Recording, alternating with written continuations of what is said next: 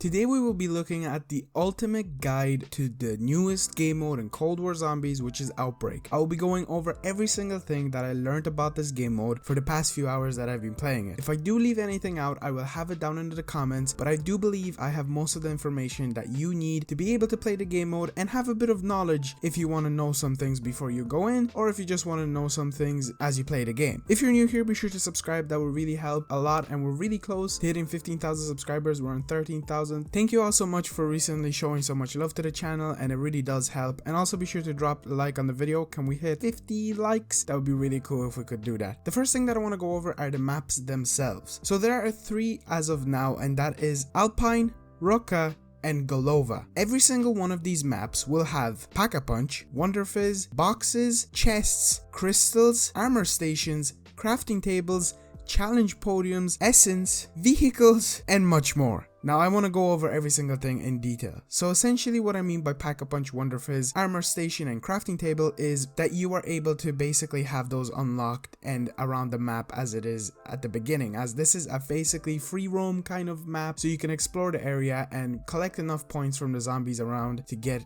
yourself some perks and Pack-a-Punch before you decide to continue with the main objectives. There are multiple locations for the boxes in each of the maps, and they don't have many hits in them compared to the other locations on D Machina or Firebase Z, where sometimes you have a box that can take around 10 to 20 hits before it moves. I found that like a few hits up to like 5 to 6 could move the box itself, which is reasonable, but I didn't get any high loot rarity in it, which is very odd. Now the challenge podium does return in each of the maps, and with this you are able to basically complete challenges which are very different from what we've seen before. For example, I had one where I had to stay as long as possible in the air with a parachute, which I will get into later, or I had to jump through windows or blow up doors to be able to progress with the rarities of the challenges. And I was only able to get different rarities of weapons, and they were Pack-a-Punch, which is pretty good, but I'm pretty sure you can unlock the ray gun or maybe the ray rifle as we saw, and the DIE itself. Essence is everywhere around the map as well, so if you explore the areas and go wandering around before you continue anything, you can collect 100 essence or 500. Now cool thing about the 500 is if you find launch pads, which are a way of traveling faster around the map, you are able to redeploy from them and also collect essence that is up in the air, which is even more points. Now the good thing about this is, as I said, you are able to basically collect a lot of points, then be able to go Pack-a-Punch and get good rarities of weapons and things like that from the box. Now the vehicles definitely changed up the game, and you will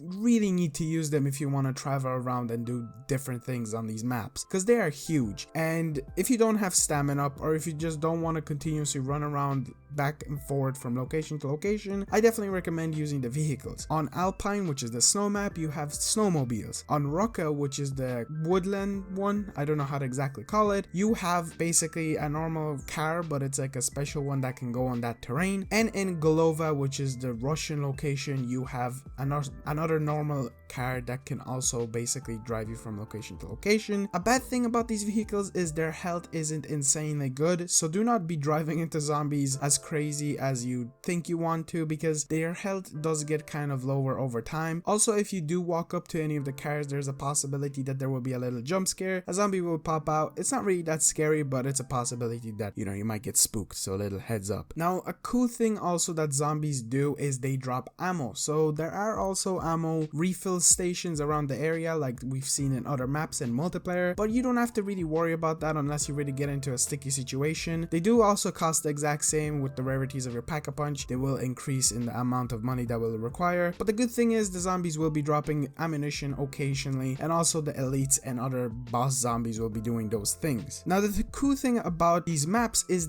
they introduced a few different chests. So if you wander around the map, you will be able to find the chests that we've seen essentially in the dance Easter egg or the bunny Easter egg that has been on D Machina or Firebase Z, but they have changed them up. See, now there's a smaller version that basically only gives you salvage. You could get like a high rarity of the salvage itself, which is either you get more blue or more green or equally the same amount or things like that. Now all they do drop is just salvage, which is interesting because the next one, which is the medium size, which is the one we've seen in the past, drops salvage and lethals. And then there's a larger version of a chest, which is pretty big and it's very rare to find, will be dropping salvage, lethals, and now a gun or weapon, which is very difficult to get a higher rarity. I don't know if it's because I was playing on local play, because I wasn't playing when it's officially out, but as of now, the rarities of the stuff that you can get, and I fit a lot of these boxes, it's not that good. Now also do bear in mind, sometimes these boxes themselves will be mimics, which is a huge upgrade from the mimics that we've had in Firebase Z, where they just posed as a very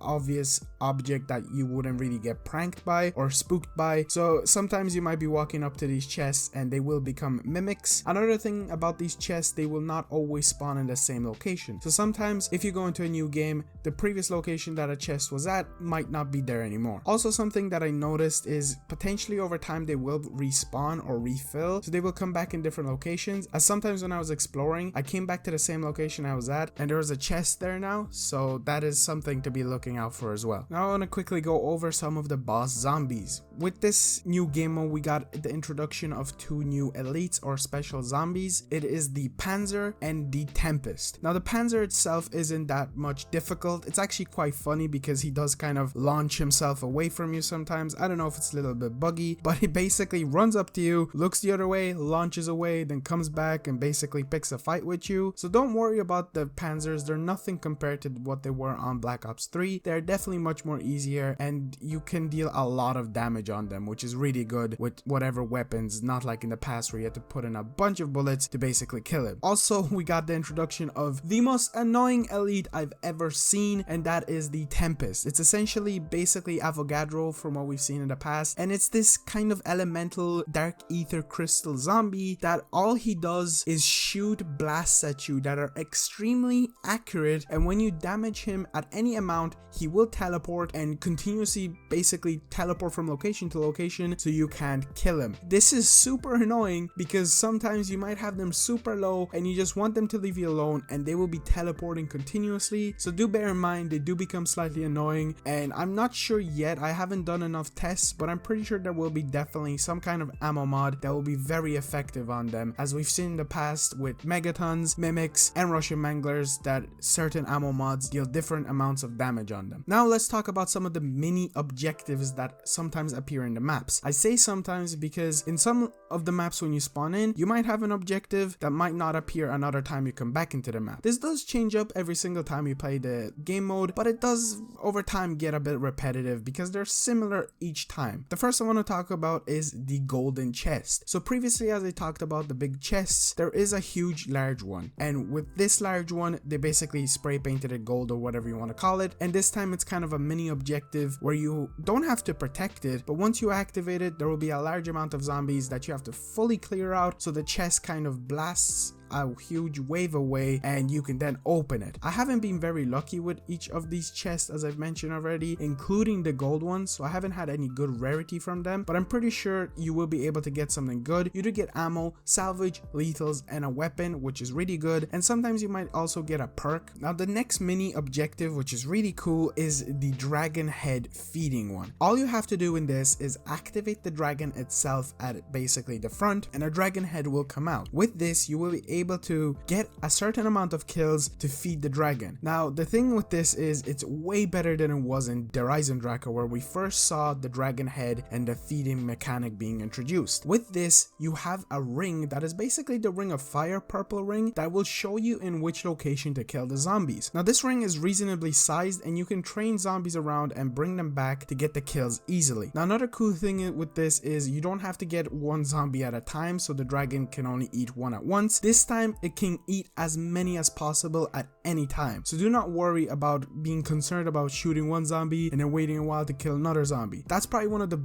better changes they've made, as that was a very annoying process in Der Eisendrache. But there's one catch to this: if you're not fast enough to fill up these two canisters that are on both sides of the dragon, you will in a way fail. He will do the same animation that he does every single time, where he basically launches a rocket into a portal, but the thing with this is you get a reward each each time you do this challenge, and if you fully fill it up you can get a gold chest. If you fill it up to a certain point and you run out of time, you get a large chest, medium chest, and a small chest. I only failed this once or didn't get enough zombies as it did get very hectic, and I did get a small salvage chest, which was very disappointing as I was really excited to see if I could potentially get a high rarity weapon from the gold chest. And another really cool addition that came in with this game mode is these little story objectives. Now they're very small. The icon that you will see them as on the map is this pile of skulls. Now when you go to this location there will be a lot of dead bodies around, and the specific one that you have to walk up to is on a huge rock basically leaning up against it, and you have to press square or whatever the command is to activate this little mission. And once you do this, Weaver will say whatever he says after the person is done talking, and you can go over to the location that is now marked with the same icon as previously on the map, and you basically fight either panzers, either Russian manglers, tempests. It's just a bunch of zombies that you have to take out. And the cool thing about this is the boss zombies will either drop a perk, a weapon, or even more perks, which is pretty cool, and it's very rewarding, and it's probably one of my favorite ones, but it's very rare to get. Sometimes you might get it on your second go or on your third go, but I'll get into that more later. Now let's talk about the main objectives. Now I'll go over each and every single one of these main objectives. I'm not 100% sure if they're specific to each one of the maps, but here it goes. There is the protect head objective, which requires you to put a head into basically a compartment where you essentially have to protect it from zombies for 2 to 3 minutes. It's not that difficult even on the higher stages. Escort, which is basically an escort mission where you take a monkey in a truck thingy from location to location, where sometimes there's an occasion where you might get the rare version of it where it starts kind of resisting the dark ether and starts being launched around the area, which is really cool. It changes up the way this objective works from the simpler one where it just goes to each one of the portals, does something, and then moves on, to flying around the map, and it was a really nice change up, so that's really cool. Lockdown, which is very similar to OG Nacht der Untoten, where you essentially get teleported into a dark ether, one room with bordered up walls and some ether crystals around the area, and you really have to protect it or just don't die for a certain amount of time. It wasn't that stressful when I played it, but I feel like if you go up with the rarities it will become very difficult. Boss fight, which is essentially a boss that spawns in with a laser from the sky and you have to take him out, and once you do that you're done, which is very easy. But then again, the boss after a while does teleport to a different location just to keep you on your feet and not in one location all the time. And the last one that I've done was called Retrieve, which involved a rocket launch. This was a difficult one because it kind of involved me going from location to location and transferring specific things into the rocket to power it up. It was a difficult process in solo, but I think it's just because I was underprepared and I wasn't really expecting much. But if you do get this one, just do bear in mind you will have to go up to 2 locations, activate a specific thing, and then transport it, which will slow you down and not allow you to get to the location fast enough before zombies start attacking you. And now once you complete these objectives, a beacon will appear in one of the places of the map. What you do with this is you run over to that beacon and activate this. What this will do is basically spawn in a pack-a-punch machine, a wonder fizz, crafting table, armor station, and with this you will be able to basically prepare yourself for either 2 options. You can either warp, which will allow you to go from map to map. It is random, you don't get to choose, and it will basically continue the number rarity of things, so everything will be coming back into the map, like all of the chests and everything like that if you come back to it, but the difficulty of it will be increased and you'll be able to play different objectives each time, which is really cool and really fun to basically go up in the difficulties. Do bear in mind it does get a little bit crazy at one point, or you can exfil, which I really have to recommend for you. If you are planning to exfil, have a car with you because the maps are huge and you do have a pretty high timer, but I do definitely recommend getting a vehicle so you can travel to the certain exfil location faster. Now these exfils aren't anything compared to what they are in other maps like Firebase or Die Maschine. They are slightly easier, but it's just the fact that you have to get there fast enough to be able to exfil. Now that's going to be it for the video. This was all that I learned. I tried to tap into everything and try to explain everything as much as I could. I know this is a really long video, so if you did stick this far into it, you're amazing. Thank you so much. I hope I helped you in some kind of way. I definitely made some mistakes. I always do, it always happens. So if I did and you want to tell me what it was, be sure to comment down below. But that's going to be it for the video. Hope you guys enjoyed. Thank you so much for watching, and I'll see you in the next one. Peace out.